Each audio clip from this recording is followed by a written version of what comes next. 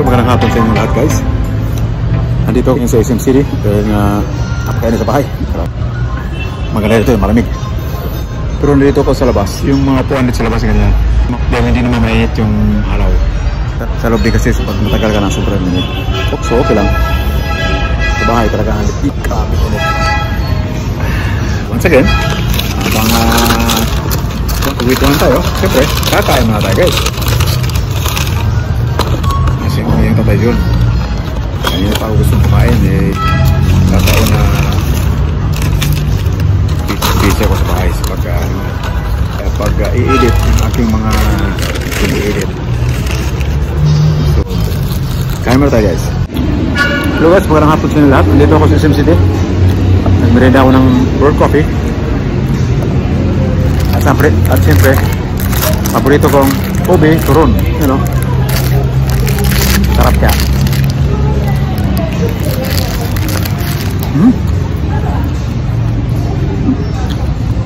Baray-baray sa world coffee.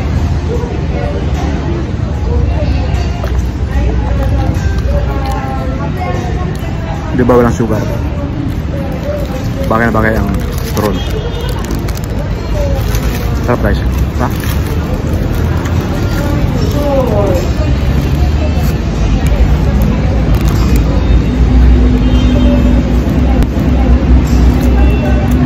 Itong hinanap ko kanina umaga sa atin. Wala akong makita. Pa-alternate ko kasi ito sa price. Sa tinapay. Mataas sa sugar. Pero din rice. Saging, jules, saka kamote.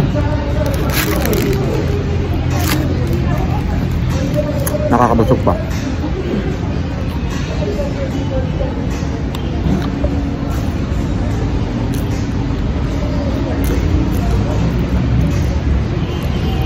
So marami tayong bawal, guys.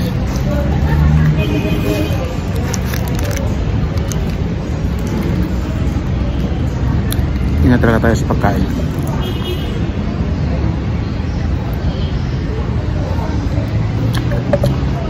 Dahil sa dami ng mga masasarap na pagkain, hindi natin namamalayan na pasarap pala tayong kain. Napasobra yung rice natin, napasobra yung pag-inom natin ng mga drinks. Punta sana akong Time Beach, baka umulan madilim yung kalamitan.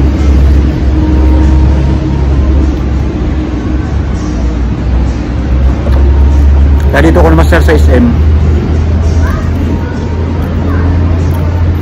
Tapat kasi dito, mosque. Pag oras ng dasal, pwede ako po tumawid. Katapos ko lang magdasal Sa iba kasi mall, walang malapit na mosque. So, gusto ko lang shout out yung mga dati kong kasama sa Middle East. Yun ang nakakilala sa akin. Kaya nga tinawag ko itong Big Time World TV kasi nga doon ako nakilala sa mga kasama ko ng mga ibang lahi, Indiano, Pakistani, Nepali, siyempre mga lokal doon, sa mga kapwa ko Pilipino. Kilala ko doon big time, di dahil anak ko si Lloyd, kung hindi dahil sa aking mga kwento, mga big time story, mga ganyan. Oras ng break time namin, kwento ako doon sa kanila. Hindi mabanggit-banggit ng mga ibang lahi ang big time story, tsaka bawal.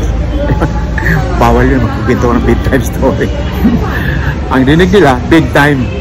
Kaya yun ang tinawag sa akin. Pag nakita ako, nagulat ako, big time ang tawag sa akin. Hello, big time, how are you? How's life going on? Hanggang yun na talaga tinawag sa akin, big time. Nagkataon na meron din akong anak na si Lloyd na big time din. Biglang sumikat si Lloyd nun Kaya na pinanindigan ko na big time ako. Kaya yun, dinala ko ngayon sa channel na to, Big Time World TV. Sana nga magkaroon ito ng madaming views kasi marami nakakilala sa akin, lalo na ibang lahi. Isang ngiti ko lang, alam na nila na ako si Big Time. Is that Big Time? Pero nung mag-convert ako ng Islam, ang tawag sa akin, hindi na Big Time, Khalid na talaga. Kung anong pangalan ko sa Islam, yun ang tawag sa akin. Big time name is not big time. His name is Khaled. Don't call him big time. You call him Khaled. Kaya na talaga pangalan ko, Khaled.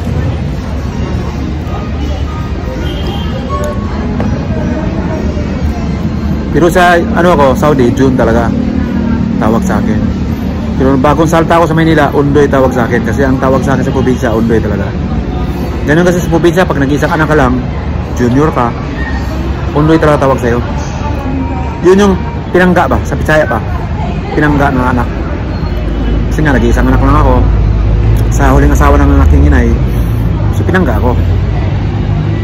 Pinangga sa latos. Yun nila. Kaya nga ako walang bisyo kasi pinangga. Maigpit ang aking ama sa akin. Kasi ayaw nga niya akong maligaw sa landas. O maligaw ng landas. Kasi nga, sa probinsya talaga, mabibilang mo lang yung walang bisyo talaga. At saka, nung mag-convert ako ng Islam, o yumakap ng Islam, o bumalik ng Islam, balik Islam kasi tawag sa ang tawag sa ano eh, yung convert ng Islam kasi tayo nung araw, di ba, mga Pilipino ay mga Muslim country tayo. So, lalo na naman nagbalik Islam ako, ay talagang napabagay sa akin dahil wala akong bisyo eh. May nagtanong pala sa akin guys, bakit daw hindi na lang ako tumira doon sa Kaingin? Sinagot ko na yan eh. Pwede naman. Kahit sa Cavite, pwede naman akong tumira doon eh. Bahay na Lloyd yun, ba? Iniwan sa amin, di ba? Eh, tama na yung paninirahan ko doon, ng panungkulan ko doon at nasilbihan ko ang aking pamilya. Eh, habang buhay ako nagsisilbi, di ba? Kaya nga lumaki yung mga anak ko. Pinalaki ko sila ng mamayos. Di ba? Dahil sa aking pagsisikap. Siyempre kasama na yung may bahay ko. Tama na yun. Bigyan ko sila ng pangalan, maayos ang kanyang kabuhayan. At ngayon, medyo stable na. Wala na silang hanapin pa. Ganda na ng bahay. Kotse. Ano pa hanapin mo? Di ba? Maganda na tirahan ni Lloyd. So, nothing to worry about them. Even me, I'm not worried about myself, even though sometimes I eat only once a day, twice a day. Eh, masaya na ako. Sige, hindi naman na talaga ako nasusunod sa bahay na yun. Kasi nga ako lang nag-isang Muslim. Kasi sa pamilya ay Katoliko. So, di ko naman sila pinipilit na maging Muslim. So, kaysa magkaroon pa ng palitan ng salita, eh malis na lang ako. Yan dahilan nga malis ko doon. Dahil sa aking faith. Yung iba ay history na lang. Dahil bawal yung bahay na yun. So, tama lang yung desisyon na ginawa ko. Na dito na lang ako sa Mindanao na babagay. Diba may vlog ako doon na hindi ako nababagay doon sa bahay na hindi Lloyd. Dahil na maraming bawal doon. So, dito ako nababagay sa Mindanao. Hindi natin city, malamig na.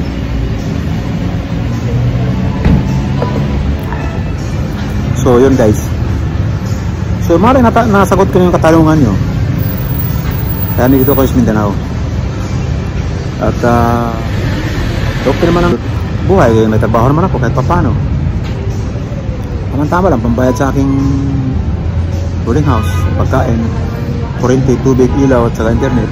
So gusto ko lang shout out ang aking mga kasamahan doon sa Middle East, sa ADNOC, Abu Dhabi National Oil Company, isang oil field company ito. Mga equipment operator o mga machine operator, forklift operator, auto loading operator, belt thrower operator, mga driver ng forklift, operator ng forklift, driver ng aming sasakyan. Kaya ako, masaya na rin ako dito kasi paano, basta may trabaho. Basta ang aking mamumuhay dito ay tama-tama lang. Tama-tama lang, malam na natin sigura. Hindi naman masyadong busog, hindi naman ito nagugutom. Ganun. Ang kagandahan lang dito, itong lugar ng Davao talaga. Kung ihilin tulad mo sa Maynila, malayong malayo guys. Malayong malayo.